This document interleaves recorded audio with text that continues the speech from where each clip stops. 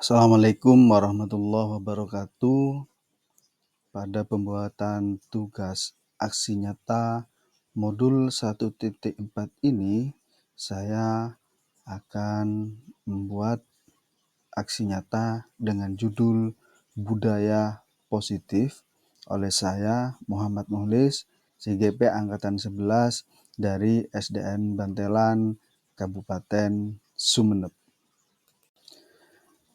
Terima kasih juga saya sampaikan kepada Bapak fasilitator saya, yaitu Bapak Suraji SPDE, dan juga Ibu pengajar praktik saya, yaitu Ibu Tutuk Nuryati SPD SD, yang telah membimbing dan melatih saya bagaimana saya sampai pada detik ini untuk selalu mengerjakan, mengikuti, dan menyelesaikan tugas-tugas di dalam pendidikan guru penggerak ini.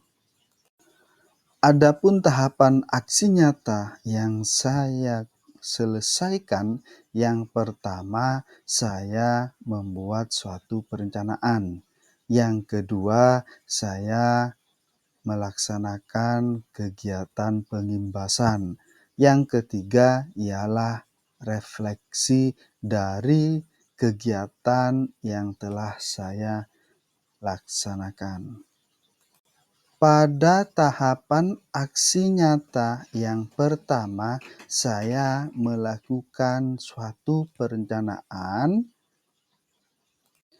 dengan berkoordinasi. Yang pertama, saya koordinasi kepada Ibu pengajar praktik saya, yaitu Ibu Tutuk Nuryati SPD SD, bagaimana di dalam melakukan dan menyelesaikan tugas aksi nyata pada modul 1.4 ini. Yang kedua, saya juga berkoordinasi dengan kepala sekolah dan rekan-rekan guru yang ada di sekolah saya. Dan yang ketiga, saya juga berkoordinasi secara virtual melalui Gmeet bersama Ibu pengajar praktis saya dan juga rekan-rekan CGP atau calon guru penggerak angkatan 11 di dalam kelompok saya, yaitu kelas 133B yang sama-sama berasal dari Kabupaten Sumeneb. Selanjutnya saya menyiapkan dan menyusun materi yang akan saya bawakan pada kegiatan webinar secara daring tentang budaya positif.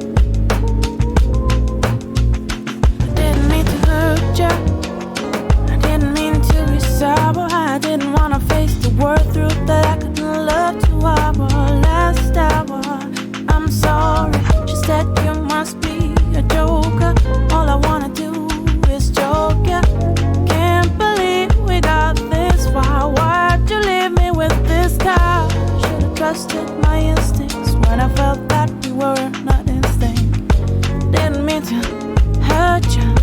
Try to hide the way I feel. I've been caught up, denying. Been caught up. Yeah. She said, wait up for a minute. Check yourself, are you kidding? Are you trying to pick a fight? You've been a little bit suspicious, backing up from all my kisses. Toss and turn it in the night. She said, wait up for a minute. Check yourself, are you kidding? Are you trying to pick a fight? You've been a little bit suspicious, backing up from all my kisses. Toss and turn it in the night.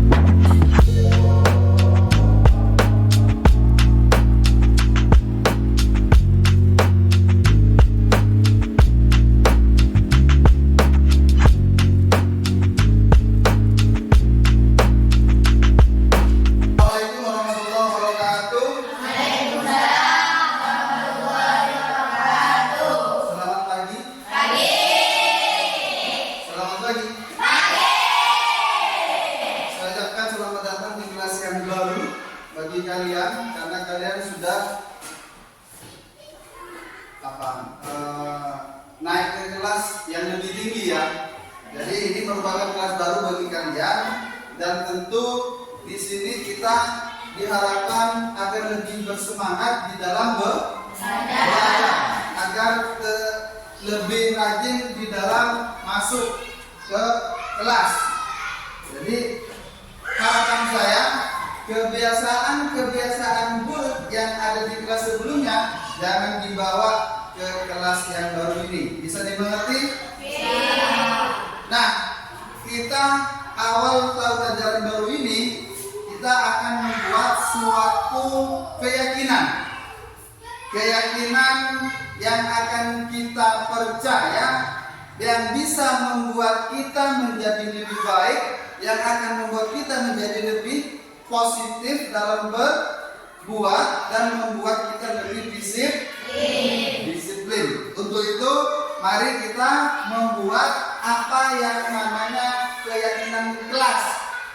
Ya, keyakinan kelas. Apa keyakinan kelas? Keyakinan kelas itu adalah nilai ya yang disepakati antara kalian sebagai murid dan saya sebagai guru. Tujuannya apa? Untuk memandu perilaku dan interaksi yang ada di kelas ini. Artinya supaya saya sebagai guru dan kalian sebagai murid ada hal yang menjadi indikator, menjadi pengingat bagi kita, karena kita sifatnya adalah pelupa. Sebagai manusia sifatnya pelupa dan saling mengingatkan antar teman. Apa yang akan dibuat, Pak? Ya terserah kalian membungsukan apa saja. Misalnya saling membantu antar teman, berusaha menjadi diri yang terbaik. Nanti setiap kalian akan mendapatkan kesempatan untuk menyampaikan pendapatnya melalui apa? Melalui sticky note ini. Silakan nanti kalian menulis kira-kira keyakinan kelas apa yang akan kalian usulkan untuk dikerjakan selama 1 tahun ke belakang ini. Dan ini bisa direvisi, misalnya nanti ini kan masih semester 1, semester 1 berjalan, di akhir semester ternyata sudah ada ketidaksinkronan dalam keyakinan kelas, itu nanti bisa diubah. Bisa dimengerti? Bisa.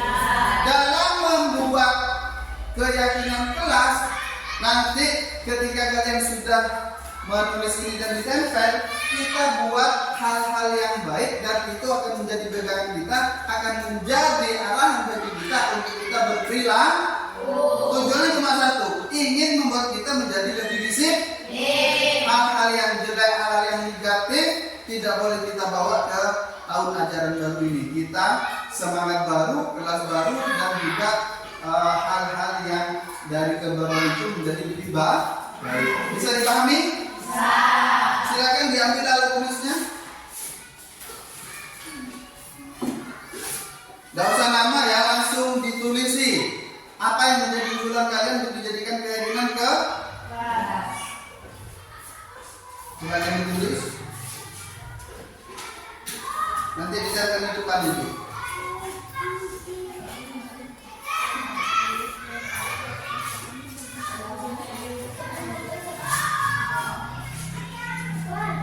Kalau kurang bisa minta lagi nanti screenshotnya. Silakan ditulis. Usulkan apa yang akan dijadikan keyakinan kelas yang saya sudah contohkan tadi. Sesuai dengan yang sudah dicontohkan, yang penting kita membuat lebih disiplin bagi kita, ya. Silakan.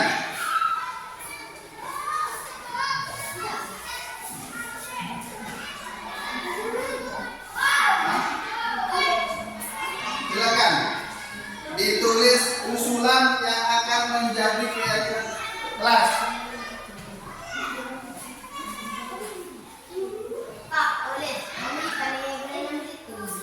Bebas, gak usah nomor. Langsung tulis. Usulannya apa langsung ditulis.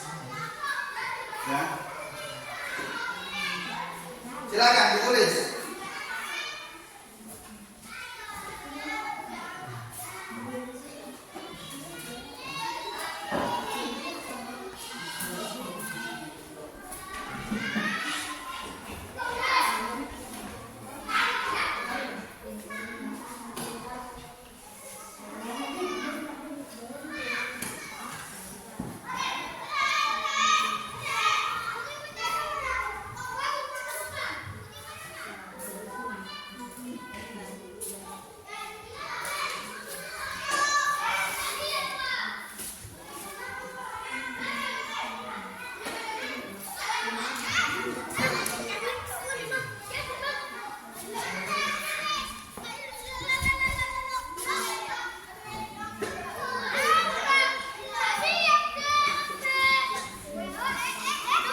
Ada yang sudah menulis?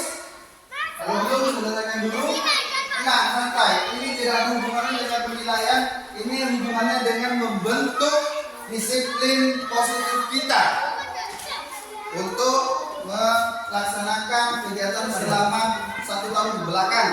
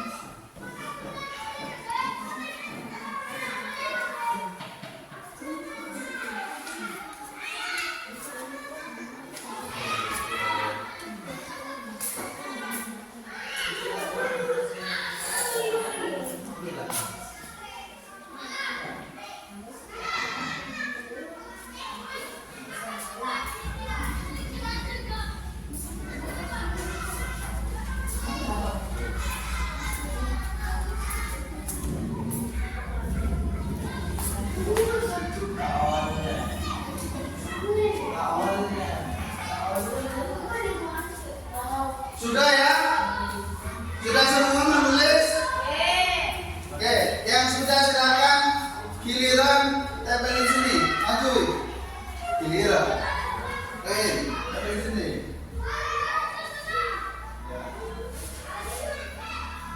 Silakan simpan di sini.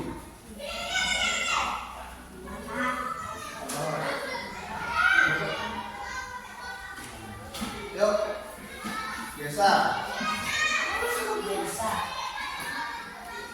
Lanjut, ya.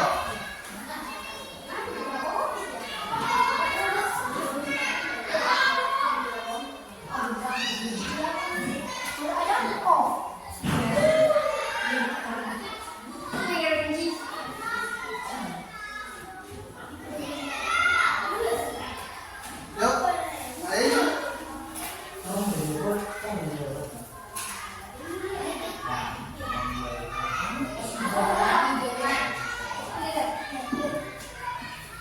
Yuk, ada. Di bawahnya ada. Bukan. Yuk, lanjutannya. Pen.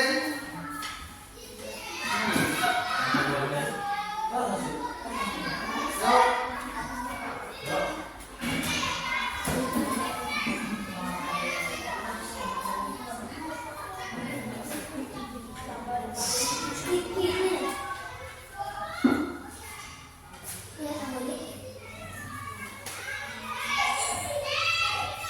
Dimarahin dong.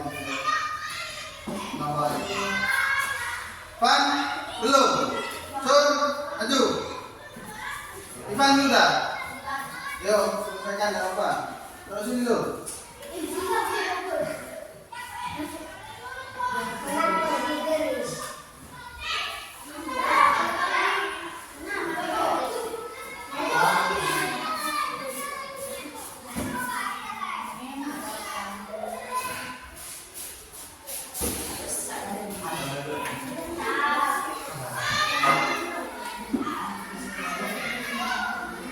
Ya, kalian sudah berpartisipasi untuk mengusulkan kira-kira siapa yang akan dibuat. Yang pertama, ada yang mau bantu membacakan? Yang dari pertama, siapa yang mau maju? Maju, dari pertama dibacain. Sini, tidak kelihatan dari situ. Yang dari pertama, bisa. Ya. Nah,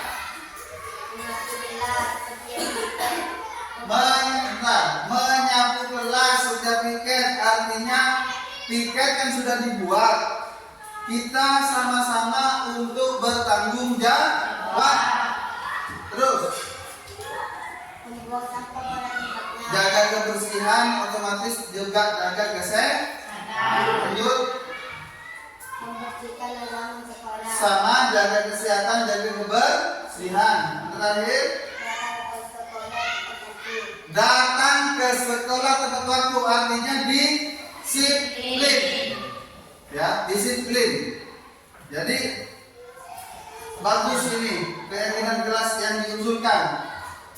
Jadi nanti hal-hal kalau kita menemui kata-kata yang negatif, misalnya tidak boleh terlambat, tapi kita ubah menjadi datang ke sekolah tepat waktu bagus ini. Lanjut. Ya, sama seperti yang diusulkan, selalu tepat waktu ke sekolah. Lanjut. Saling menghormati teman, saling menghormati antar teman. Bukan cuma teman di kelas, tapi di sekolah ini. Walaupun nggak ada kelasnya juga saling menghormati. Selanjutnya, kebersihan. Terus,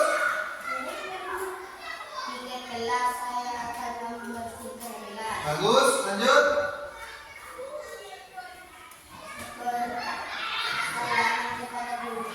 Ya, bersalaman kepada guru, menghormati pada guru. Terus,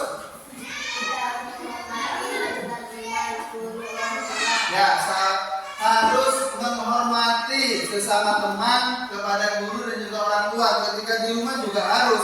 Karena ini implementasinya, prakteknya saya harapkan bukan cuma di sekolah, bukan cuma di kelas, tetapi ketika di rumah, ketika juga bermasyarakat. Ada ya? Senantiasa menjadi diri yang terbaik. Ya, jadi memperhatikan dirinya, misalnya kerapian dan lain-lain. Silakan duduk dulu, ganti teman yang lain. Yang perempuan sampai mau maju, maju, ya. Deret kedua dibaca.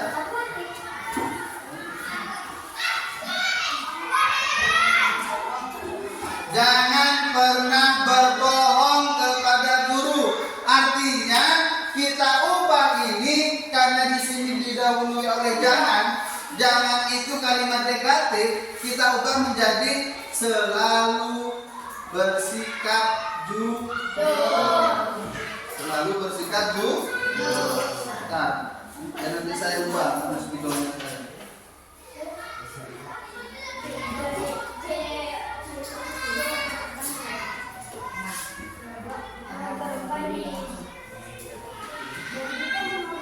Selalu apa? Selalu berkata ya. Selalu berkata jujur. Oke, lanjut. Belajar dengan giat. Terus harus menyapu gerak pikiran. Terus ya, mengaji itu menanamkan rasa religius kita di dalam proses penghambaan dan melakukan ibadah kepada Tuhan yang Maha Esa. Ya, disiplin tadi sudah. Ya, lanjut. Ya, harus rajin. Harus taat aturan. Terus dibaca. Terus harus disiplin, harus lakukan dulu, harus dikerjakan kalau ada PR.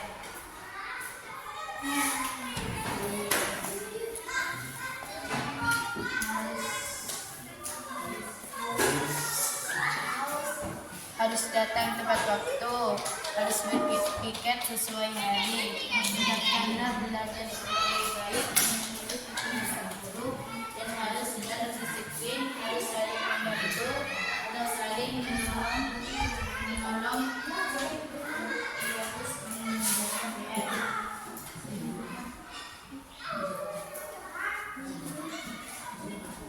lanjut. Rajin itu barusan mana? Ini berarti ya membersihkan kepada seseorang dengan tepat waktu ke sekolah. Artinya disiplin juga. Silakan ganti yang lainnya. Dari kamu, Wei.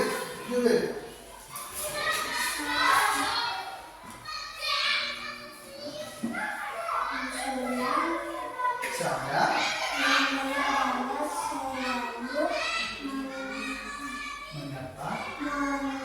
Kepada teman-teman yang sudah datang ke sekolah. ke sekolah, Ya, lanjut. harus tepat waktu ke sekolah, Ya, rajin. Terus. memberikan sesuatu kepada orang, Terus.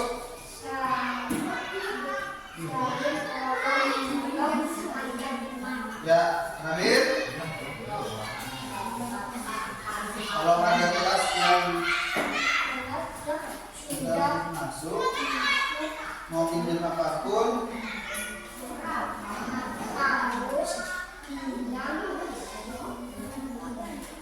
etika dan tata krama.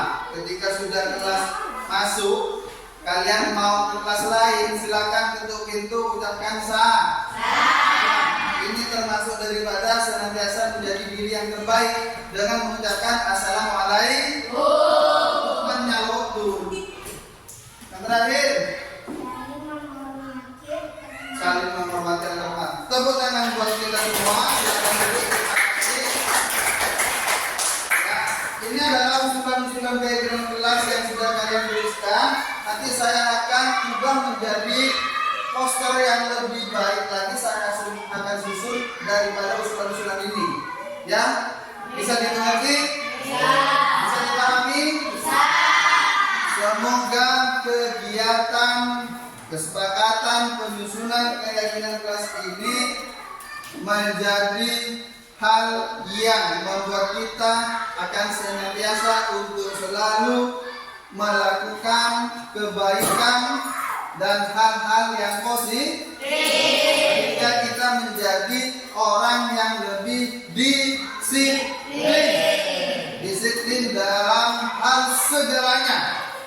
Jadi ketika kita sudah membiasakan hal-hal yang baik dan positif, kita akan menjadi disiplin.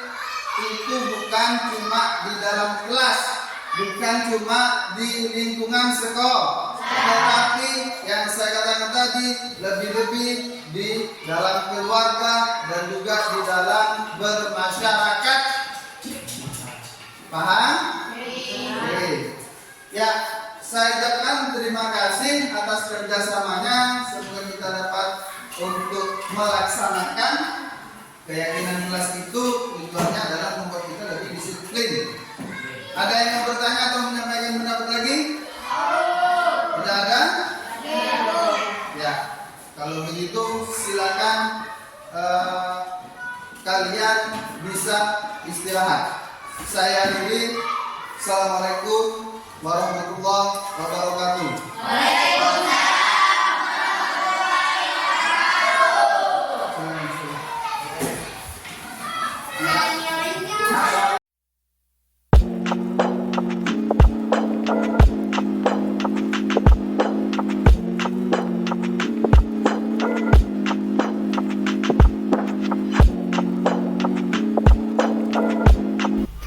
Restitusi yang saya praktekkan seperti pada kasus 1 berikut ini. Waalaikumsalam warahmatullahi wabarakatuh.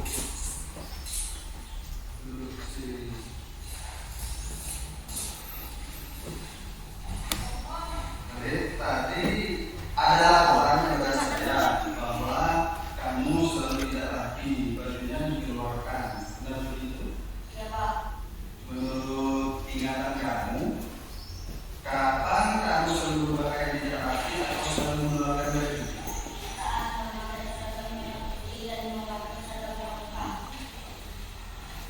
Mengeluarkan baju, apakah tindakan sudah disiplin? Tidak disiplin itu merupakan kesalahan atau bukan? Baik, Rohit. Bapak di sini tidak tertarik untuk mencari siapa yang salah, tapi Bapak ingin mencari solusi dari permasalahan ini. Yang terpenting kita belajar dari kesalahan dan berusaha untuk memperbaikinya. Setuju? Setuju ya? Mengeluarkan baju pasti punya alasan ya? Menurut Rohit, mengapa Rohit mengeluarkan baju? Saya merasa lebih nyaman dengan baju berada di luar. Kalau baju saya masukkan tidak rasa seperti membatasi gerakan saya terutama dalam mungkin. Rohit, tapi ukuran bajunya sudah sesuai ya? Kamu tahu berpakaian tidak rapi seperti mengeluarkan baju apa sesuai dengan keyakinan kita sendiri? Terus menurut kamu keyakinan kelas apa yang kamu melanggar? Ya, kamu harus jadi lebih baik. Terus menurut kamu keyakinan apa supaya kamu menjadi lebih baik dan lebih rapi? Kamu akan selalu disiplin. Kamu bersedia memperbaiki masalah ini? Terus apa yang akan kamu lakukan untuk memperbaiki masalah ini? Saya akan selalu berpakaian rapi dan tidak memasukkan rumah. Itu ya, kamu akan berpakaian rapi, akan memasukkan bajunya ya. Oke. Kalau begitu, kamu sudah boleh ke kelasnya. Terima kasih ya.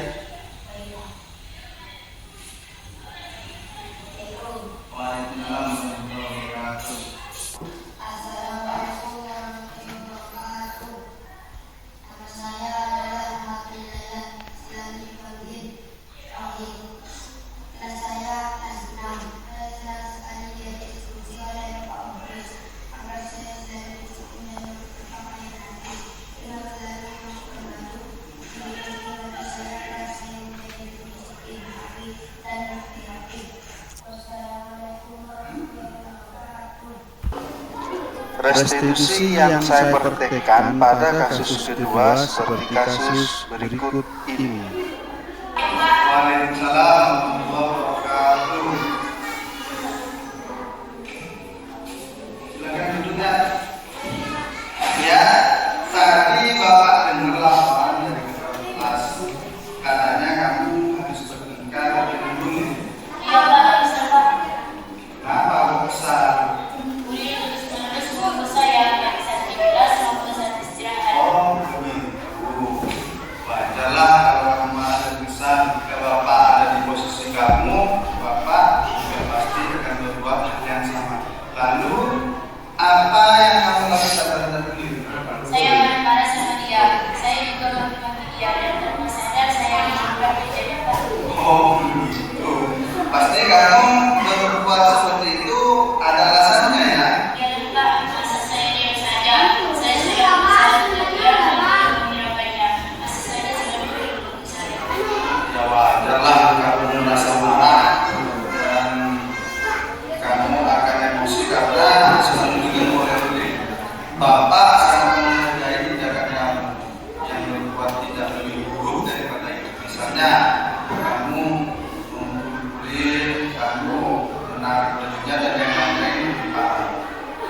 Iya Pak. Sekarang kita coba pikirkan tindakan kamu marah sampai mengebrak meja, apakah sudah sesuai dengan keyakinan kelas kita? Tidak Pak. Menurut kamu, keyakinan kelas apa yang telah kamu langgar? Ya, betul. Kamu harus saling menghormati dan teman karena itu penting atau tidak? Baik, menurut kamu penting. Jadi keyakinan apa yang harus kamu lakukan pada saat kamu sedang marah? Harus lebih sabar Pak.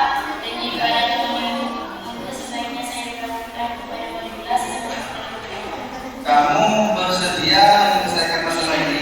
bersedia Pak. Apa yang akan kamu lakukan untuk memperbaiki masalah ini? Saya bersedia untuk bersabar dan menahan amarah saya. Kalau ada teman yang mengganggu saya, akan melakukan kepada Bapak atau wali kelas. Ya, tepat sekali tindakan kamu ya. Tetap semangat ya. Sekarang silakan kamu boleh kembali ke kelas. Terima kasih Pak. Sama-sama.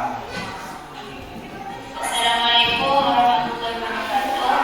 Nama saya Siti Lydia, dipanggil Kia, kelas 6. Saya senang sekali berdiskusi dengan Pak Mukhlis untuk dapat membenarkan diri dari marah karena perilaku dari teman-teman kelas saya. Saya harus banyak belajar dan bersabar serta menghormati kebenaran. Terima kasih. Assalamualaikum warahmatullahi wabarakatuh.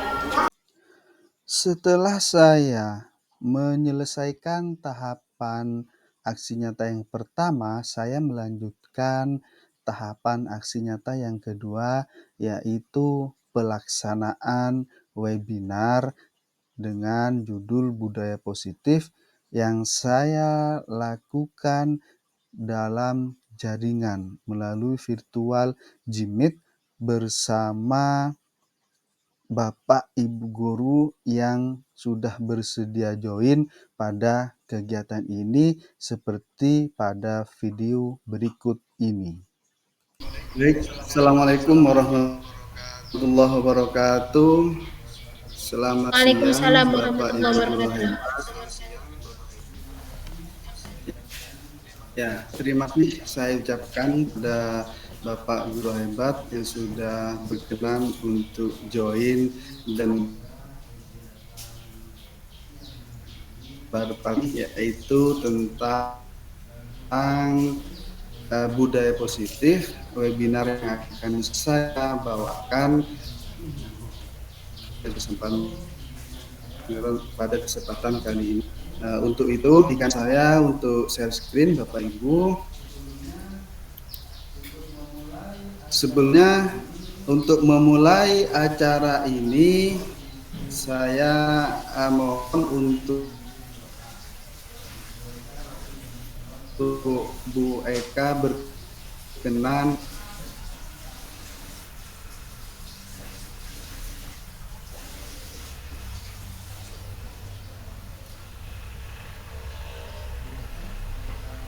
Bu Eka, apakah bisa mendengar Ya, suara saya? eh, ya, Silakan untuk pimpin doa Bu baiklah. Eka. Terima kasih. Baiklah, Bapak Ibu guru hebat. Eh, Sebelum kita mulai acara, kita berdoa menurut reaction agama masing-masing. Berdoa mulai.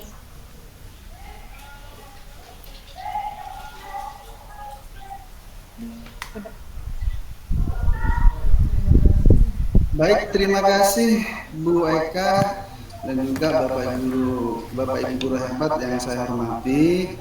Untuk memulai acara hari ini, izinkan saya untuk berbagi share screen.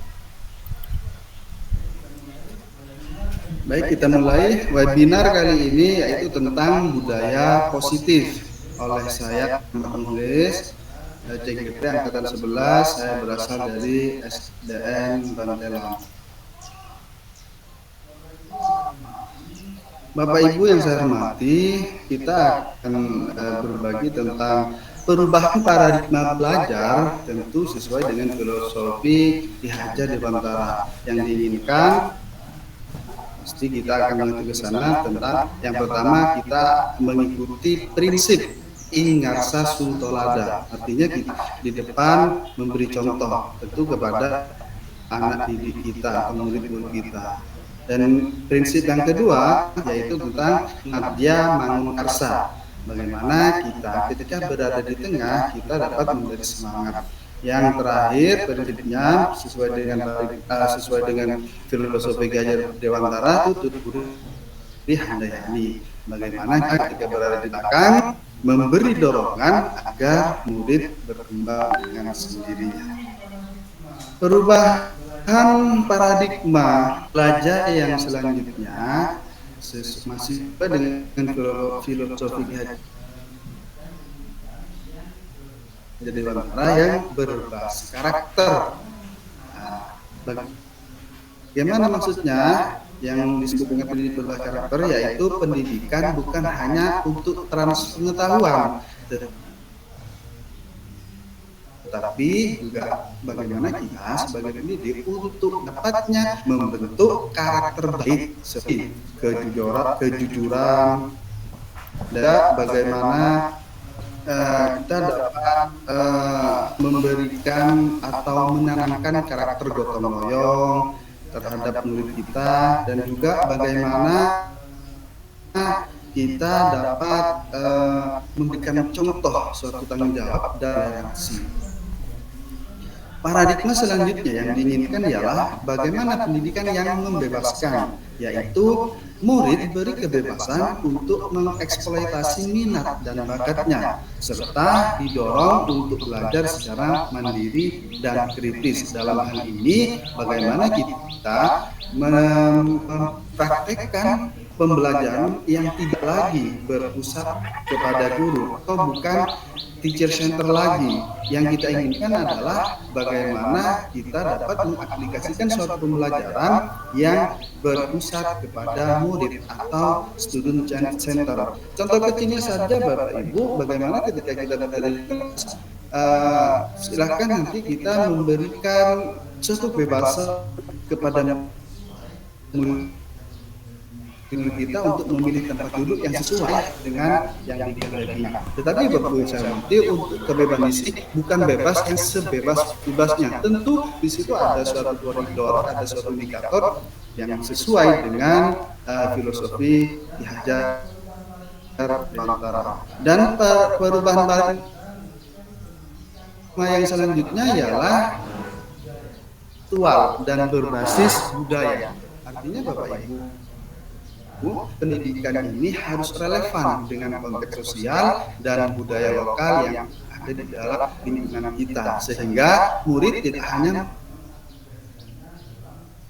memahami teori, tetapi juga dapat mengaplikasikannya dalam menjadi wali kelas. Dan di sana ada pelajaran seni budaya, nanti pendidik kontekstual yang berbasis budaya, karena kita kita di sini terkenal atau lebih dikenal bisa untuk melakukan membatik, maka bisa dimasukkan bagaimana cara membatik yang baik dan benar. Dan juga kita juga dapat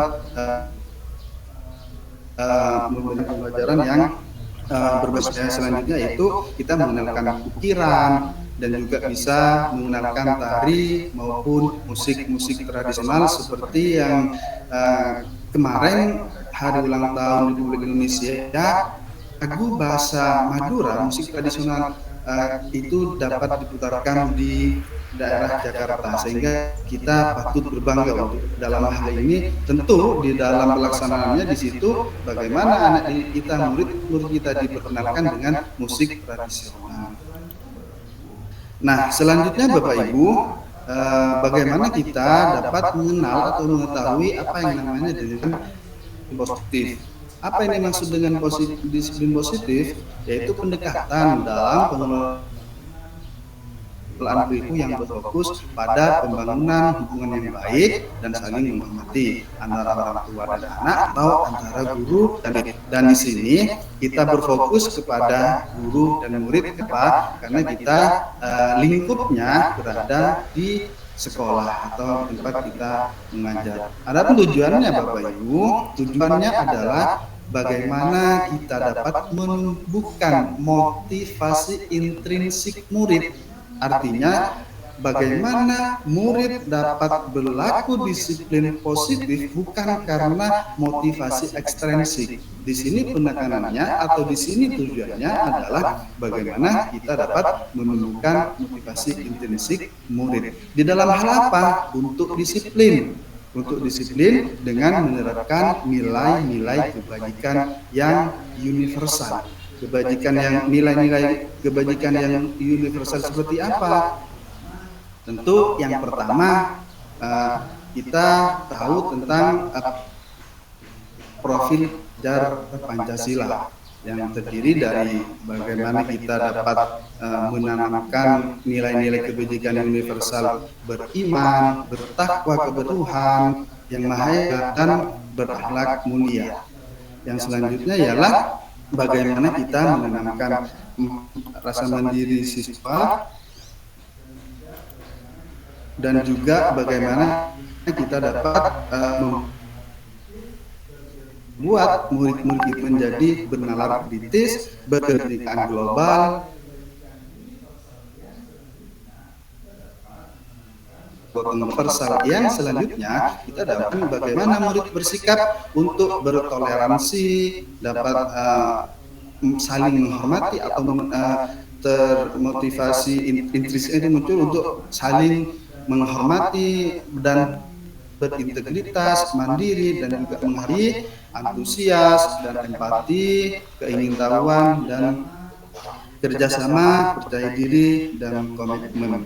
Dan nilai-nilai kebajikan universal yang diharapkan untuk bisa dilaksanakan sebagai disiplin positif yang selanjutnya ialah yang dikenal dengan 9 pilar karakter. Yang pertama cinta dan segenap ciptaannya. Yang kedua kemandirian dan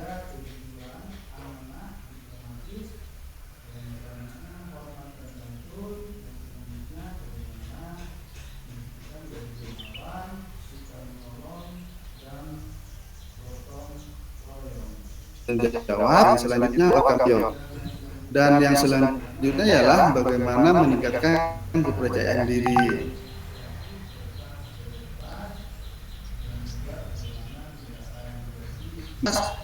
Dan juga bagaimana menjadi murid yang mempunyai kepemimpinan dan keadilan, baik dan rendah hati, toleransi, kedamaian dan kesatuan. Dan nilai-nilai kebajikan dan keterampilan hidup. Untuk petunjuk hidup di sini ada rasa peduli, ada penalaran, bagaimana bekerja sama, bagaimana keberaniannya mereka, terus keingintahuan, usaha, inisiatif dan lain-lainnya. Untuk yang keterampilan hidup, mereka dapat dipercaya, dapat lurus hati, pendengar yang aktif, tidak merendahkan orang lain, memberikan yang terbaik dari diri mereka. Nah, yang selanjutnya juga di sini ada motivasi. Ada motivasi perilaku manusia. Di sini menurut Diane dosen terbagi menjadi 3 bagian.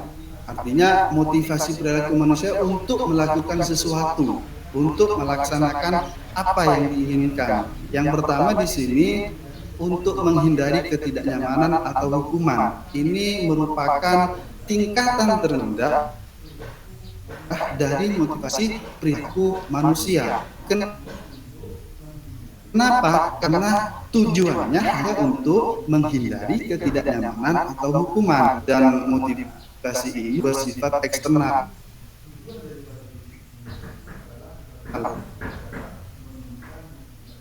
Kalau kita kita dapat menunjukkan motivasi internal daripada murid kita.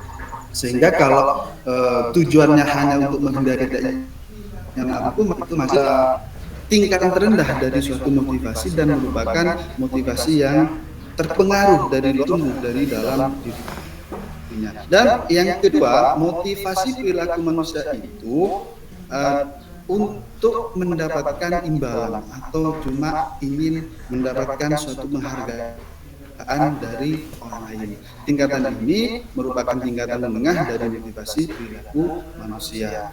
Dan melakukan sebuah tindakan itu hanya untuk mendapatkan pujian, hadiah, atau pengakuan dan imbalan. Dan ini juga merupakan motivasi yang bersifat eksternal, bukan tumbuh dari dalam dirinya. Dan motivasi perilaku yang ketiga ialah untuk menjadi orang yang mereka inginkan. Artinya pada dasarnya kita sebagai manusia menginginkan hal-hal yang terbaik, hal-hal yang positif di dalam diri kita. Tentu untuk menghargai diri sendiri dengan nilai-nilai yang mereka percaya. Nah, ini adalah yang diharapkan supaya ketika anak didik kita termotivasi untuk melakukan disiplin itu sesuai dengan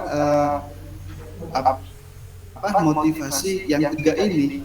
Jadi karena ini motivasinya muncul secara internal dengan kesadarannya sendiri. Dia berlomba-lomba dan menginginkan untuk ke hal yang paling baik di dalam dirinya sendiri. Ini yang akan membuat seseorang untuk memiliki disiplin positif yang tinggi, dan ini adalah tingkatan motivasi tertinggi daripada perilaku manusia. Selanjutnya adalah kita juga untuk mengetahui tentang kebutuhan dasar manusia. Nah, kebutuhan dasar di sini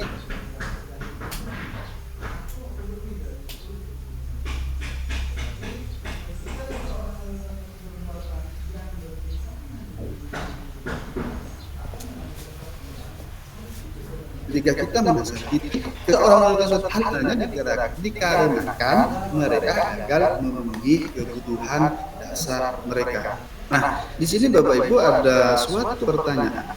Jika ada seorang siswa bernama Dani yang seringkali meminta bekal makan siang temannya dengan cara paksa, sehingga banyak teman-temannya yang melaporkan kepada wali kelasnya. Nah, jika Anda, Bapak Ibu, sebagai wali kelas Dani, maka apa yang akan Anda lakukan? Nah, di sini sesuai dengan kebutuhan dasar manusia, kita lihat pada kebutuhan dasar yang pertama di sini ingin bertahan hidup atau kebutuhan untuk bertahan hidup atau survival. Ciri-cirinya kebutuhannya yang bersifat fisiologis, misalnya kesehatan, rumah, dan makanan. Dan biologis sebagai bagian dari proses reproduksi.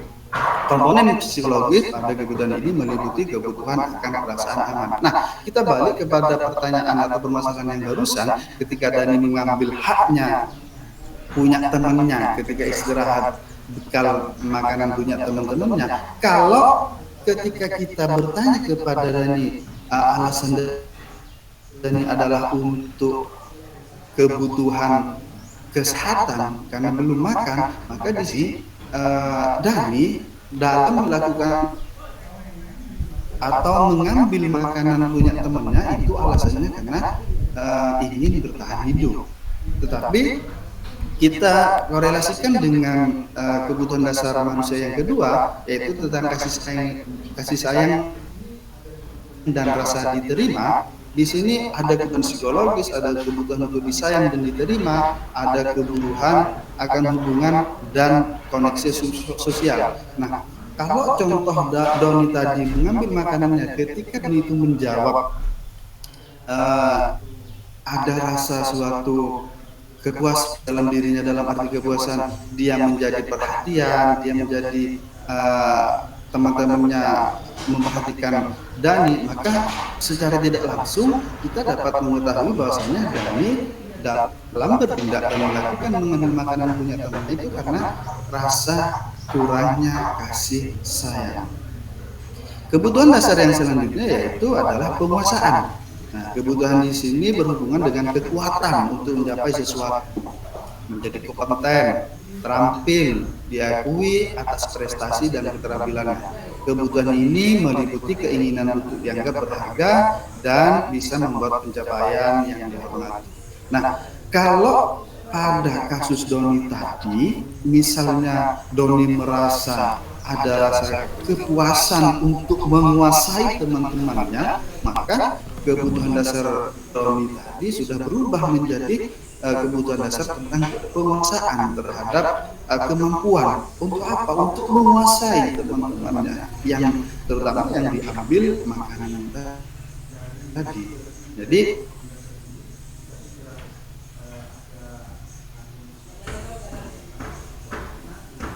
dari ketiga bagi kita bagaimana untuk memberikan suatu perlakuan terhadap murid-murid.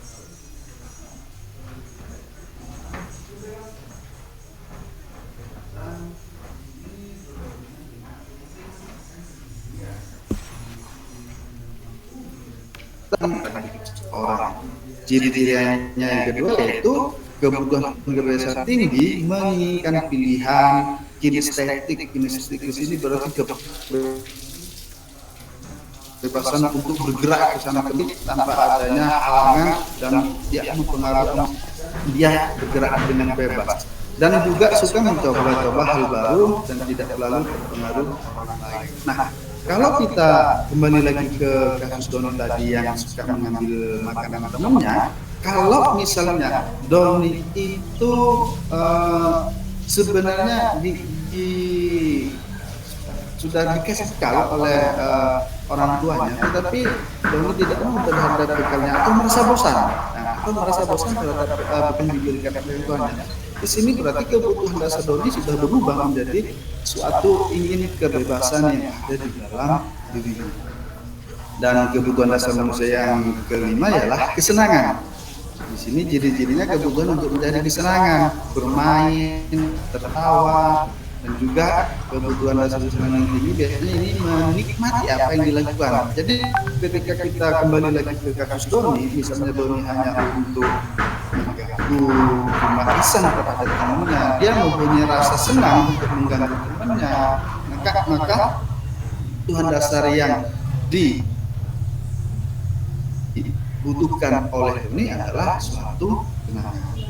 Baik Bapak Ibu, untuk selanjutnya kita akan belajar posisi kontrol restitusi yang merupakan sebuah pendekatan yang berfokus pemulihan hubungan dan tanggung jawab individu daripada menghukum setelah terjadinya pelanggaran atau kesalahan. Jadi kalau ketika tadi Doni menuntut temannya, Doni mengambil bekal teman-temannya, setelah tahu kebutuhan dasar Doni ini apa, maka kita lakukan suatu pendekatan yang dikatakan dengan restitusi dengan tanpa menghukum, ya, dengan tanpa menghukum, tapi kembalikan hubungan dan tanggung jawabnya Doni dalam berbuat.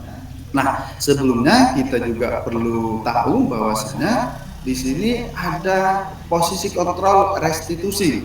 Yang pertama, penghukum. Kita sebagai pendidik ketika berada di sekolah tentu tidak boleh menjadi seorang yang dikategorikan guru yang penghukum. Penghukum ini biasanya menghukum hukuman fisik maupun verbal. Bagi siapa? Tentu bagi murid yang melakukan pelanggaran. Seperti tadi Doni mengambil bekal teman-temannya, itu kan suatu pelanggaran. Nah, di sini kita berbagi tentang posisi kontrol restitusi ini, bagaimana kita dapat membuat Doni tidak melakukan hal itu lagi, tetapi kita kenali dulu posisi kita ada di mana, apakah kita sebagai penghukum atau posisi kontrol yang lain. Nah, ciri-ciri posisi kontrol sebagai seorang penghukum di sini biasanya selalu berkata, patuhi aturan saya, atau awas, kamu selalu saja salah. Selalu yang terakhir selesai. Itu adalah ciri-ciri ucapan yang diucapkan oleh seorang pendidik dan menjadi seorang posisi kontrol yang berkategori penghukum. Selanjutnya yaitu pembuat merasa bersalah.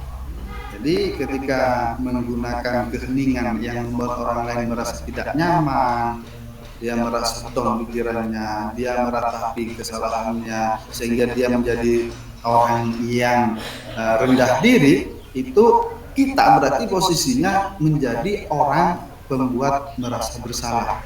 Biasanya Bapak Ibu, ucapan-ucapan yang diucapkan oleh pembuat merasa bersalah, contohnya, Ibu sangat kecewa sekali dengan kamu. Berapa kali Bapak harus memberitahu kamu ya? Gimana coba kalau orang tua kamu tahu kamu berbuat begini? Nah, kata-kata, ucapan-ucapan seperti itu ketika kita ucapkan terhadap anak didik kita, maka kita sudah dikategorikan menjadi seorang pendidik yang membuat merasa bersalah. Selanjutnya, posisi kontrol yang ketiga ialah bagaimana kita menjadi teman bagi mereka, bagi anak didik kita. Posisi ini tidak akan menyakiti murid. Posisi ini tidak menghukum. Posisi ini tidak membuat mereka merasa bersalah. Namun, akan tetap berupaya mengontrol murid melalui persuasi. Ada suatu pendekatan yang dilakukan oleh guru ketika menjadikan dirinya menjadi seorang posisi kontrol sebagai seorang teman. Dan biasanya Bapak Ibu, contoh yang diucapkan adalah, ayo bantulah demi Bapak ya. Jadi kata-katanya agak lembut dan begitu terdengar seolah-olah menjadi seorang teman bagi murid yang melakukan pelanggaran dalam disiplin misalnya, dan atau berkata atau mengucapkan, ayo ingat tidak bantuan Bapak selama ini, atau ya sudah kali ini tidak apa-apa, nanti Ibu bantu bereskan. Nah, di sini biasanya ketika kita sudah melakukan atau mengucapkan hal-hal yang seperti yang dicontohkan barusan, berarti kita secara tidak langsung sudah menjadi posisi kontrol restitusi sebagai teman. Adapun posisi kontrol restitusi yang keempat, dan ini posisi kontrol yang paling tidak kita implementasikan di dalam dunia pendidikan khususnya kita sebagai guru, ialah seorang pemantau. Artinya guru bertanggung jawab atas perilaku orang-orang yang kita awasi. Kita bertanggung jawab. Tentu di sini orang-orang yang kita awasi, kita berfokus pada anak didik kita dan murid-murid kita. Berdasarkan apa? Kita mengawasi berdasarkan peraturan-peraturan dan konsekuensi. Contohnya, peraturannya apa? Kita kembalikan lagi. Kita tanyakan lagi kepada murid yang melakukan kesalahan, apa yang telah kamu lakukan? Jadi kita tanyakan kepada muridnya, kemudian konsekuensinya apa, sanksinya apa. Nah, ketika kita sudah mengaplikasikan itu, berarti kita posisinya sudah berada di posisi kontrol sebagai seorang pemantau. Dan posisi kontrol yang terakhir Bapak Ibu, ini harapkan untuk kita terapkan di sekolah kita, yaitu menjadi posisi kontrol seorang manajer. Bagaimana posisi kontrol seorang manajer?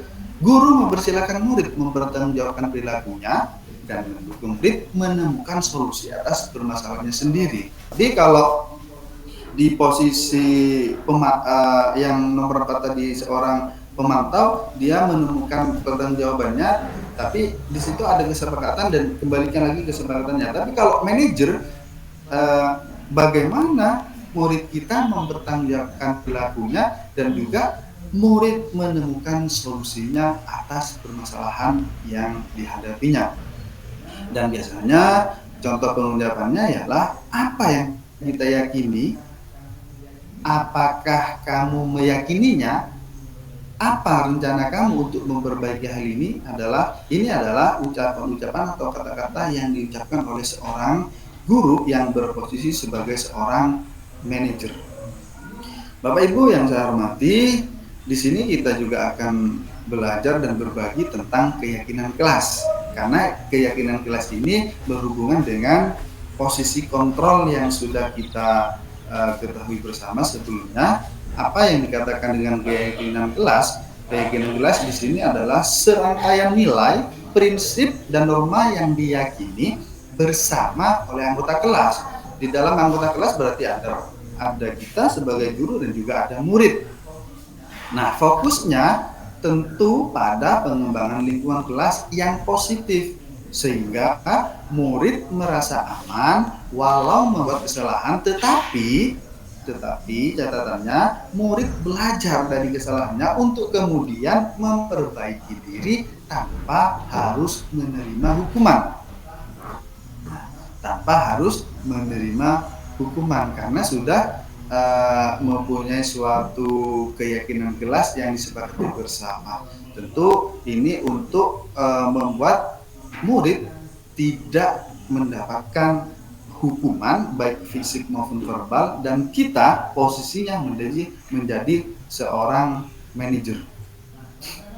Nah, langkah-langkah untuk melakukan atau menyusun keyakinan kelas, yang pertama kita berdiskusi antara guru dan murid-murid yang ada di kelas untuk memunculkan peraturan-peraturan yang perlu ditaati di warga kelas atau di dalam kelas oleh warga kelas yang ada di kelas tersebut. Yang kedua, Bapak Ibu, bagaimana kita mengubah peraturan-peraturan menjadi kalimat yang lebih positif. Misalnya, tidak boleh terlambat. Jadi usahakan jangan ada kata-kata tidak di dalam keyakinan kelas itu, tapi datang lebih awal. Jadi kurang lebih seperti itu, Bapak Ibu. Dan juga menjadikan peraturan-peraturan menjadi nilai-nilai kebajikan atau keyakinan kelas. Ketika barusan dicontohkan bagaimana datang lebih awal, berarti nilai-nilai yang ditanamkan itu apa? Berarti disiplin, menjadi lebih baik. Dan selanjutnya, Bapak Ibu, keyakinan kelas langkah-langkahnya yang keempat adalah berdiskusi mengenai gambaran perilaku yang mencerminkan keyakinan kelas. Yang kelima, berdiskusi mengenai peran seluruh warga kelas. Dan yang terakhir, meninjau ulang keyakinan kelas dari waktu ke waktu. Apakah masih relevan atau tidak? Apakah perlu direvisi atau tidak? Apakah sudah tidak sesuai lagi dengan keadaan ketika sudah ditinjau ulang? Maka di sini juga sangat perlu, Bapak Ibu, untuk meninjau ulang bagaimana keyakinan kelas yang sudah kita sepakati di dalam. Assalamualaikum warahmatullahi wabarakatuh. Waalaikumsalam warahmatullahi wabarakatuh. Selamat pagi. Selamat pagi.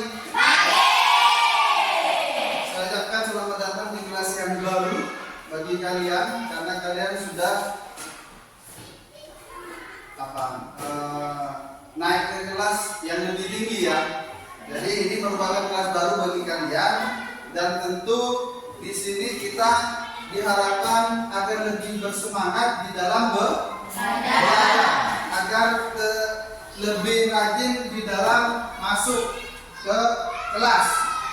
Jadi harapan saya, kebiasaan buruk yang ada di kelas sebelumnya jangan dibawa ke kelas yang baru ini. Bisa dimengerti? Nah, kita awal tahun ajaran baru ini kita akan membuat suatu keyakinan yang akan kita percaya, yang bisa membuat kita menjadi lebih baik, yang akan membuat kita menjadi lebih positif dalam berbuat dan membuat kita lebih disiplin. Untuk itu, mari kita membuat apa yang namanya keyakinan kelas. Ya, keyakinan kelas. Apa keyakinan kelas? Keyakinan kelas itu adalah nilai, ya, yang disepakati antara kalian sebagai murid dan saya sebagai guru. Tujuannya apa? Untuk memandu perilaku dan interaksi yang ada di kelas ini. Artinya supaya saya sebagai guru dan kalian sebagai murid ada hal yang menjadi indikator, menjadi pengingat bagi kita, karena kita sifatnya adalah pelupa. Sebagai manusia sifatnya pelupa dan saling mengingatkan antar teman. Apa yang akan dibuat, Pak? Ya terserah kalian mengusulkan apa saja. Misalnya saling membantu antar teman, berusaha menjadi diri yang terbaik. Nanti setiap kalian akan mendapatkan kesempatan untuk menyampaikan pendapatnya melalui apa? Melalui sticky note ini. Sticky note ini. Silakan nanti kalian menulis kira-kira keyakinan kelas apa yang akan kalian usulkan untuk dikerjakan selama 1 tahun kebelakang ini. Dan ini bisa direvisi. Misalnya nanti ini kan masih semester 1. Semester 1 berjalan, di akhir semester ternyata sudah ada ketidaksinkronan dalam keyakinan kelas itu, nanti bisa diubah. Bisa dimengerti? Bisa. Dalam membuat keyakinan kelas, nanti ketika kalian sudah menulis ini dan ditempel, kita buat hal-hal yang baik dan itu akan menjadi pegangan kita, akan menjadi arahan bagi kita untuk kita berperilaku. Tujuannya cuma satu, ingin membuat kita menjadi lebih disiplin. Hal-hal yang jelek, hal-hal yang negatif tidak boleh kita bawa ke tahun ajaran baru ini. Kita semangat baru, kelas baru, dan juga hal-hal yang dari kebaruan itu menjadi lebih baik. Bisa dipahami? Bisa. Silakan diambil alat tulisnya. Gak usah nama ya, langsung ditulisi. Apa yang menjadi usulan kalian untuk dijadikan keyakinan kelas? Silakan ditulis. Nanti kita akan hidupkan itu.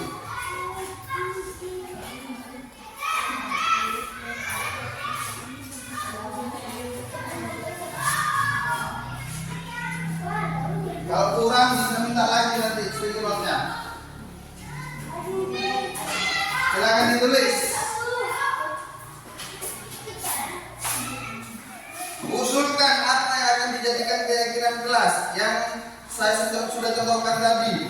Sesuai dengan yang sudah dicontohkan, yang penting kita membuat lebih disiplin bagi kita, ya. Silakan.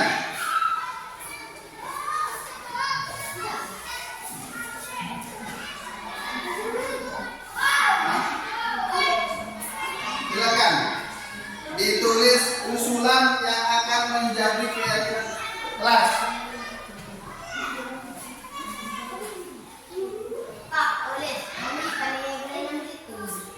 Bebas, gak usah nomor. Langsung tulis. Usulannya apa langsung ditulis. Ya. Silakan ditulis.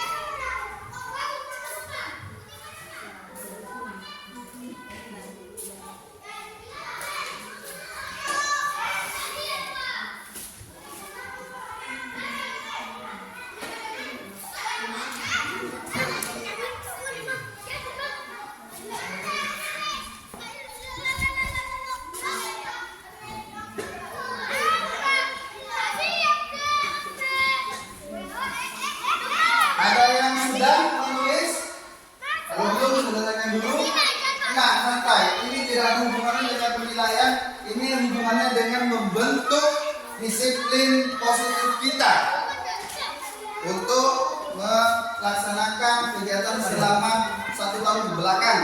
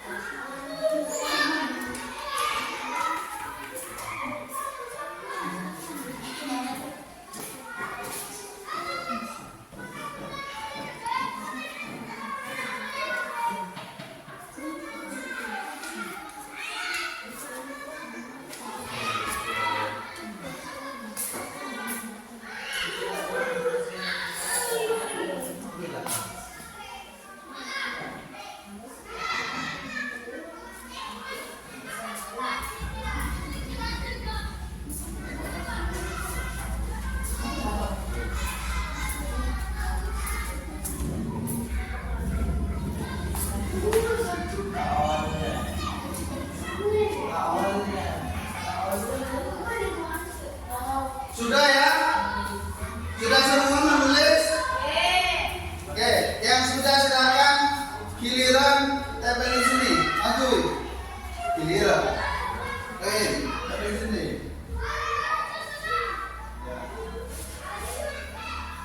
Silakan simpan tempel di sini.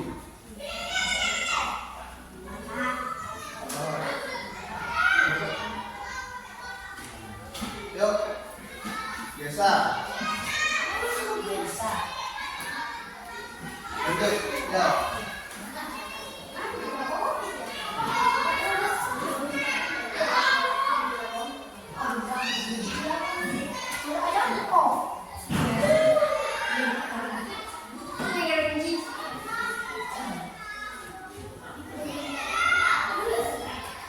Yuk, ayo.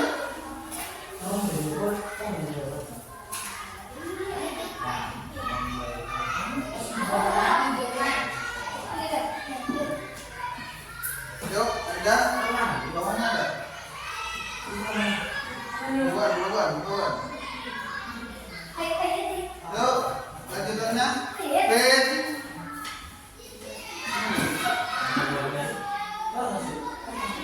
Yuk.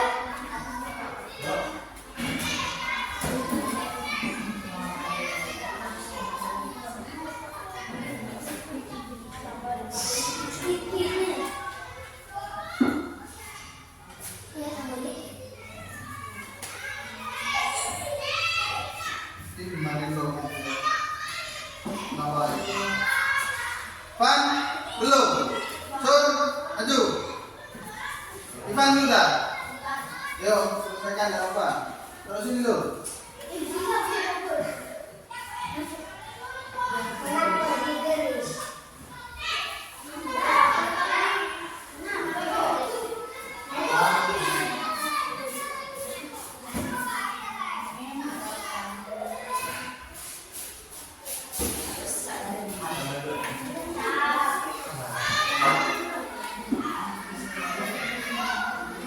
Ya, kalian sudah berpartisipasi untuk mengusulkan kira-kira apa yang akan dibuat. Yang pertama, ada yang mau bantu membacakan? Yang dari pertama, siapa yang mau maju? Maju, dari pertama dibacain. Sini, tidak kelihatan dari situ.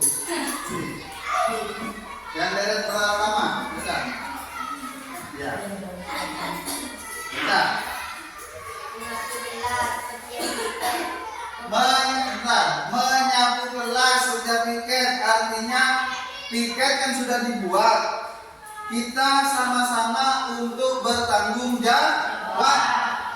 Terus Membuang sampah pada tempatnya. jaga kebersihan, otomatis juga jaga kesehatan. Lanjut. Membersihkan halaman sekolah. Sama jaga kesehatan, jaga kebersihan. Terakhir, datang ke sekolah tepat waktu, artinya disiplin. Ya, disiplin. Jadi bagus ini keyakinan kelas yang diusulkan. Jadi nanti hal-hal kalau kita menemui kata-kata yang negatif, misalnya tidak boleh terlambat, kan kita ubah menjadi datang ke sekolah tepat waktu bagus ini. Lanjut. Lalu tepat waktu ke sekolah. Ya, sama seperti yang diusulkan, selalu tepat waktu ke sekolah. Lanjut. Saling menghargai teman. Saling menghormati teman, saling menghormati antar teman. Bukan cuma teman di kelas, tapi di sekolah ini. Walaupun nggak di kelasnya juga saling menghormati. Selanjutnya, kebersihan. Terus, Tiga kelas saya akan membersihkan kelas. bagus. Lanjut. Bersalaman kepada guru-guru. Ya, bersalaman kepada guru, menghormati pada guru. Terus, Tidak menghormati dengan guru dan kelas. ya, harus menghormati sesama teman, kepada guru dan juga orang tua. Ketika di rumah juga harus. Karena ini implementasinya, prakteknya saya harapkan bukan cuma di sekolah, bukan cuma di kelas, tetapi ketika di rumah, ketika juga bermasyarakat. Ada ya? Senantiasa menjadi diri yang terbaik. Ya, jadi memperhatikan dirinya, misalnya terapian dan lain-lain. Silakan duduk dulu, ganti teman yang lain. Yang perempuan sampai mau maju, maju, ya. Deret kedua dibaca.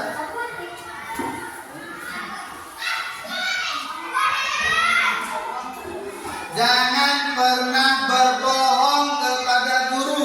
Artinya kita ubah ini karena di sini didahului oleh jangan. Jangan itu kalimat negatif, kita ubah menjadi selalu bersikap jujur. Selalu bersikap jujur. Nah, nanti saya ubah harus digolongkan.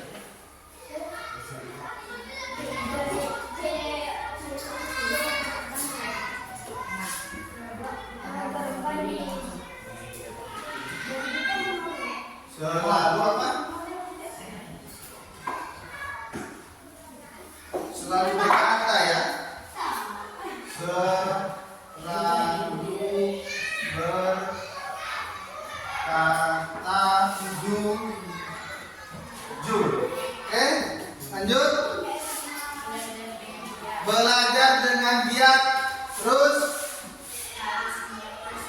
harus menyapu gerak pikiran. Terus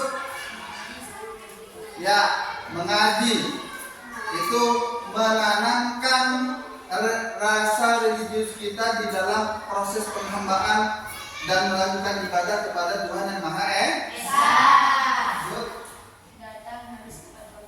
Ya, disiplin tadi sudah. Ya, lanjut. Ya, harus rajin, harus taat aturan. Terus dibaca. Terus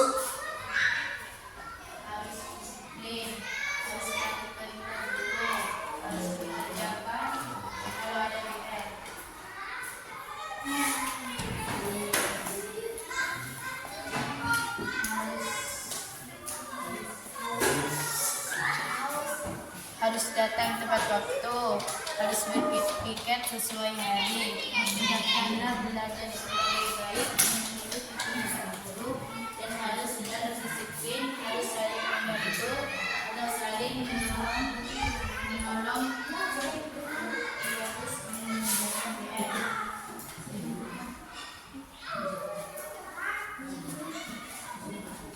lanjut. Rajin itu itu barusan? Mana? Ini berarti ya membersihkan kepada seseorang dengan tepat waktu ke sekolah. Artinya disiplin juga. Silakan ganti yang lainnya. Dari kamu, Wei.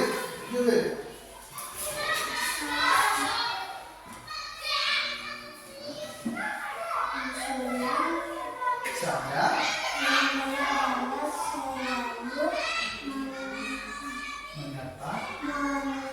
kepada teman-teman yang sudah datang ke sekolah. ke sekolah. Ya, lanjut. Harus tepat waktu ke sekolah. Ya, rajin. Terus. Memberikan sesuatu kepada orang. Terus. Saling tolong-menolong antar teman. Ya, terakhir. Kalau ada kelas yang sudah masuk, mau pinjam apapun, Harus bilang etika dan tata krama. Ketika sudah kelas masuk, kalian mau ke kelas lain, silakan tutup pintu, ucapkan sah.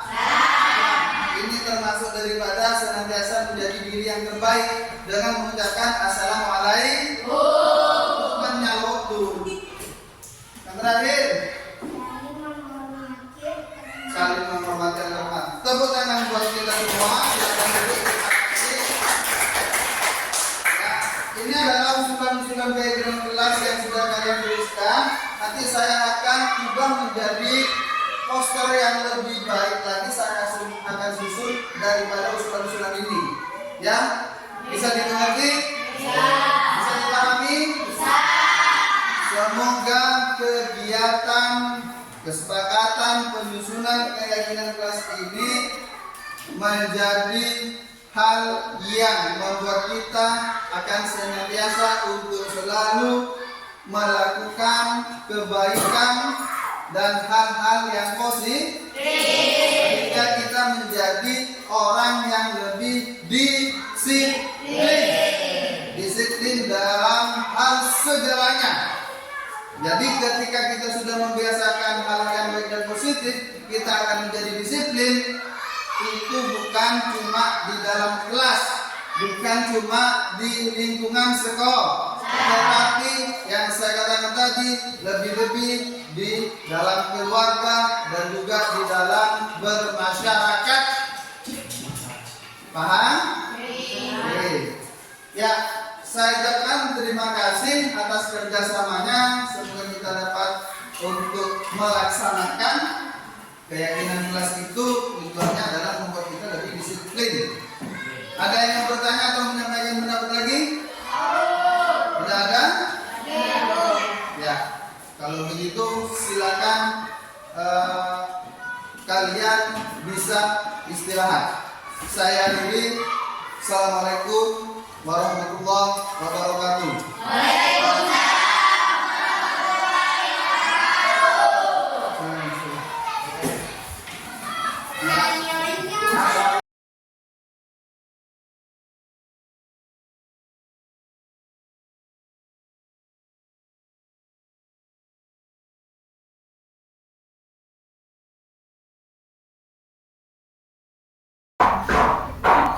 Selanjutnya Bapak Ibu, kita akan dikenalkan dengan segitiga restitusi.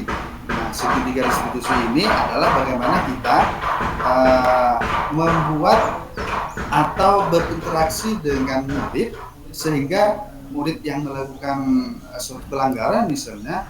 Nah, di sini ada 3 tahapan Bapak Ibu untuk melaksanakan segitiga restitusi ini. Yang pertama adalah menstabilkan identitas. Jadi untuk menstabilkan identitas ini jangan sampai ketika kita bertanya membuat murid menjadi murid yang bertambah semakin merasa bersalah. Jadi kita stabilkan identitasnya. Yang kedua adalah memvalidasi tindakan yang salah. Memvalidasi tindakan yang salah, kita tanyakan,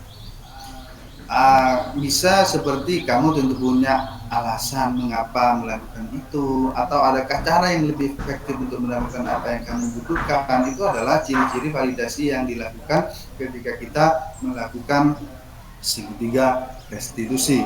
Yang ketiga ialah menanyakan keyakinan kelas, seperti yang sebelumnya kita sudah membuat kesepakatan dan menjadi sebuah keyakinan kelas. Maka kita tanyakan kembali ketika murid melakukan suatu kesalahan, tanyakan keyakinan kelas apa yang telah kita sepakati, kemudian kamu ingin menjadi orang seperti apa. Jadi itu adalah beberapa materi yang bisa kita terapkan untuk mewujudkan disiplin positif atau budaya positif ketika berada di sekolah. Dari tadi kita sudah belajar bagaimana kita yang pertama tadi perubahan pelajaran yang sesuai dengan kayak ada Dewantara, bagaimana kita belajar disiplin positif, bagaimana kita sudah belajar tentang kebutuhan manusia, bagaimana motivasi manusia untuk berbuat, bagaimana kita sudah belajar restitusi, bagaimana kita sudah mengetahui segitiga restitusi. Bapak Ibu, izinkan saya juga untuk membuat atau memutar video segitiga restitusi yang saya terapkan di sekolah saya. Restitusi yang saya praktekkan seperti pada kasus 1 berikut ini.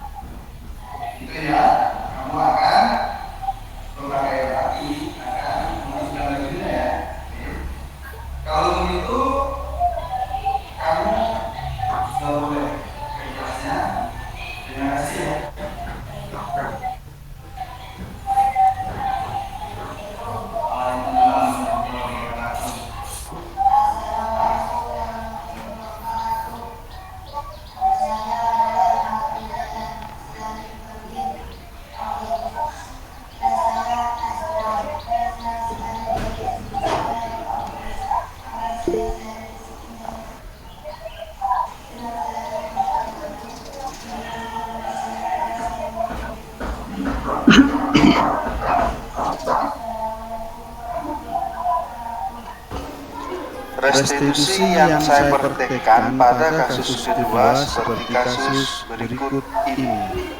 Waalaikumsalam warahmatullahi wabarakatuh. Silakan duduknya. Ya, tadi Bapak dengar laporan dari ketua kelas. Katanya kamu harus bertingkah dengan dulu. Iya Pak, bisa Pak. Kenapa besar? Budi terus menerus memukul saya, yang saat di kelas maupun saat istirahat. Oh, begitu. Wajarlah kalau kamu ada besar. Jika Bapak ada di posisi kamu, Bapak juga pasti akan berbuat hal yang sama. Lalu, apa yang kamu lakukan terdahulu? Saya marah sama dia. Saya juga memaki dia dan tanpa sadar saya melakukan kejadian. Oh, begitu. Pasti kamu berbuat seperti itu ada alasannya ya? Dia lupa, masa saya diam saja. Saya sudah berusaha untuk dia dan menyerapainya. Masa saya sudah memberi keputusan. Ya wajarlah kamu merasa marah dan kamu akan emosi karena selalu diganggu oleh Budi. Bapak sangat menghargai tindakan yang berbuat tidak lebih buruk daripada itu. Misalnya kamu memukuli, kamu menarik bajunya dan yang lain-lain. Iya Pak. Sekarang kita coba pikirkan tindakan kamu marah sampai menunggang meja, apakah sudah sesuai dengan keyakinan kelas kita? Tidak Pak. Menurut kamu, keyakinan kelas apa yang telah kamu langgar? Ya, betul. Kamu harus saling menghormati dan teman, karena itu penting apa tidak? Baik, menurut kamu penting. Jadi keyakinan apa yang harus kamu lakukan pada saat kamu sedang marah? Harus lebih sabar Pak. Dan jika ada teman yang memukul, sebaiknya saya berlakukan kepada wali kelas atau kepada. Kamu bersedia menyelesaikan masalah ini? Bersedia Pak. Apa yang akan kamu lakukan untuk memperbaiki masalah ini? Saya bersedia untuk bersabar dan menahan amarah saya. Kalau ada teman yang mengganggu saya, akan melakukan kepada Bapak atau dinas. Ya, tepat sekali tindakan kamu ya. Tetap semangat ya. Sekarang silakan kamu boleh kembali ke kelas. Terima kasih Pak. Sama-sama. Assalamualaikum warahmatullahi wabarakatuh. Nama saya Siti Widia, Panitia kelas 6. Saya senang sekali ada diskusi dengan Pak Mukhlis untuk dapat membedakan diri dari marah. Karena perilaku dari teman-teman kelas saya harus banyak belajar dan bersabar serta menghormati keluarga. Terima kasih. Assalamualaikum warahmatullahi wabarakatuh. Ya, Bapak Ibu, terima kasih masih setia di virtual ini. Itu adalah segitiga restitusi yang disahkan, dan saya sekali lagi sampaikan terima kasih. Untuk selanjutnya, sebelum mengakhiri, di sini ada yang berbagi di kolom chat. Di sini dari Bapak Rosi Ibnu ada pertanyaan. Sebelum saya atau kita bahas bersama-sama dan kita buka pertanyaan yang lain melalui raise hand dari Bapak Ibu guru yang lain, saya mencoba membacakan dulu yang berasal dari kolom chat terlebih dahulu. Keyakinan kelas merupakan salah satu disiplin positif. Apa tujuan keyakinan kelas? Tujuan keyakinan kelas di sini tentu yang pertama untuk membuat murid menjadi lebih disiplin lagi, dan ketika murid melakukan suatu pelanggaran, jangan sampai diusahakan murid tersebut dihukum. Tetapi kita kembalikan lagi ke keyakinan kelas yang sudah disepakati bersama, apa yang harus dilakukan.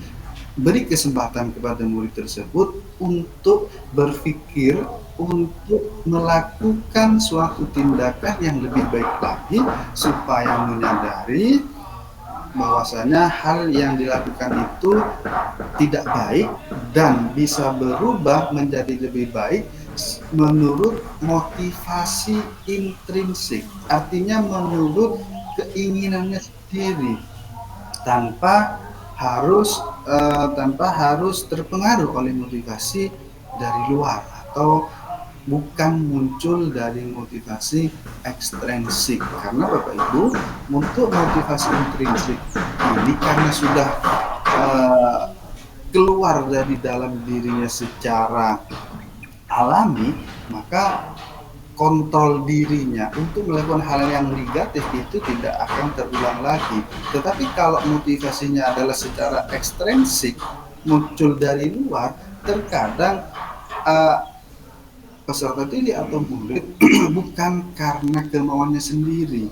Kalau motivasinya adalah motivasi ekstrinsik, bisa jadi seperti yang kita pelajari tadi, hanya ingin menghindari hukuman atau hanya ingin mendapatkan suatu penghargaan.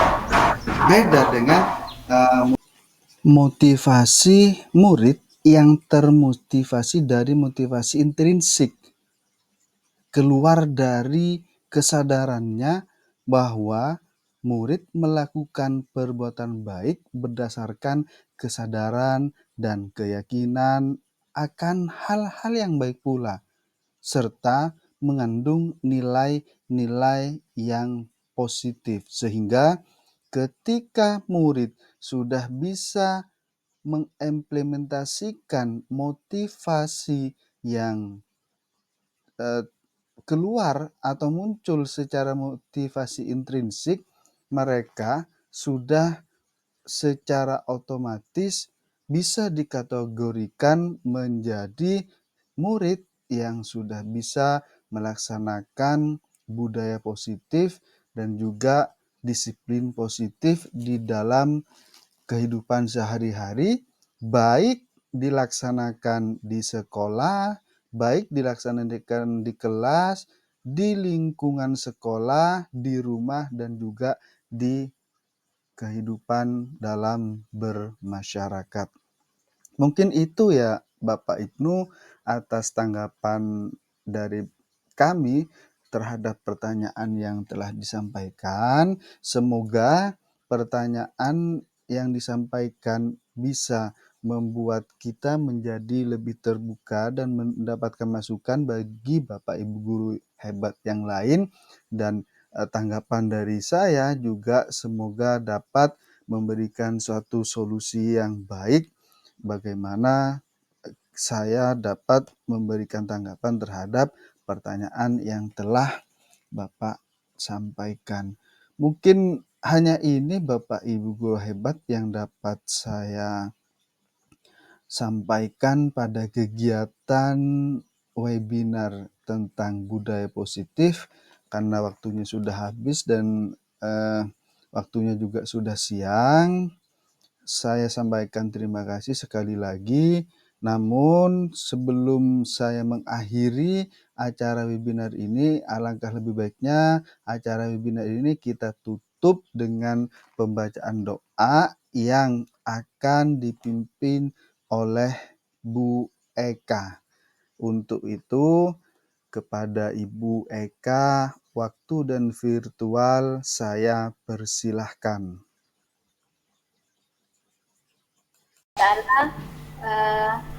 Juga semoga apa yang disampaikan oleh Bapak Mukhlis dan sharing kita membawa manfaat untuk kita semua. Terima kasih.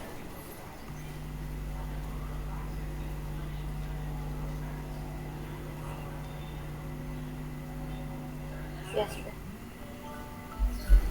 Ya, terima kasih Bu Eka atas kesempatannya untuk memimpin doa kita pada siang hari ini. Kurang dan lebihnya saya mohon maaf. Akhirul kalam. Wassalamualaikum warahmatullahi wabarakatuh. Tahapan aksi nyata yang ketiga yang saya lakukan ialah tahapan refleksi. Pada tahapan ini saya mengkategorikan menjadi dua bagian. Yang pertama yang saya refleksi adalah tantangan. Tantangan pada pelaksanaan aksi nyata ini yang pertama pengimbasannya berjalan terkesan tegang. Yang kedua, materi tersampaikan dengan terputus-putus. Yang ketiga, penyampaian materi terlalu cepat. Sehingga saya mengambil solusi, maka untuk pelaksanaan-pelaksanaan selanjutnya saya akan melakukan atau menyelingi dengan ice breaking supaya pengimbasan tidak terkesan tegang. Yang kedua, materi tersampaikan terputus-putus karena ada kendala pada jaringan, sehingga untuk pelaksanaan-pelaksanaan selanjutnya perlu adanya jaringan cadangan untuk mengantisipasi kalau terjadi jaringan yang seperti ini, artinya jaringan yang putus-putus. Dan solusi yang terakhir yang akan saya lakukan adalah kalau terjadi jaringan yang mengganggu sehingga terputus-putus pada pelaksanaan webinar yang dilaksanakan secara daring, maka seharusnya tetap tenang dan tidak berpengaruh terhadap penyampaian materi yang begitu terlalu cepat. Artinya kita harus dapat menyiasati dengan menenangkan diri. Mungkin hanya itu yang dapat saya sampaikan. Dan yang terakhir, saya sampaikan sekali lagi terima kasih yang sebesar-besarnya. Mohon maaf. Akhirul kalam. Assalamualaikum warahmatullahi wabarakatuh.